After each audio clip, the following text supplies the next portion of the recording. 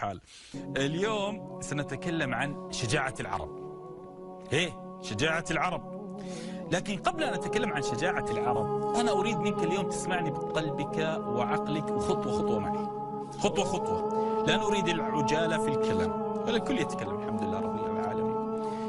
العرب في الجاهلية الله عز وجل وضع في قلوبهم الغيرة، وضعها صح، منهم تجاوز الحد من شدة الغيرة وصل لوأد البنات.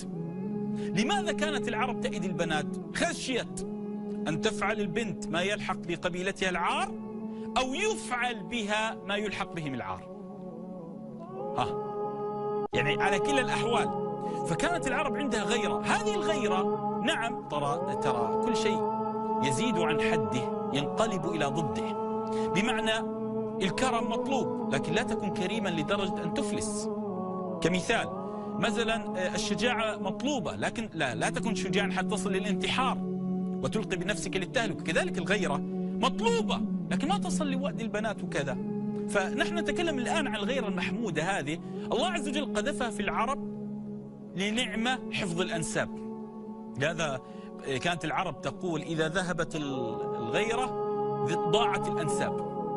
إذا ذهبت الغيرة ضاعت الأنساب. فالله عز وجل وضع في قلوب العرب الغيرة. تجدهم مثلا ما عندها ما جاهلية، ما عندهم دين، يعبدون الصنم والشجر والقبور. كان عندهم غيرة على محارمهم على نسائهم. حتى النبي صلى الله عليه وسلم قال أتى إلى الله أغير من سعد. ليس معنى ترى هذا بذرة الغيرة الله عز وجل مدحها فوضعها في قلوبنا، في قلوب العرب. وستجد أن أكثر أمة تمتاز بالغيرة هم العرب.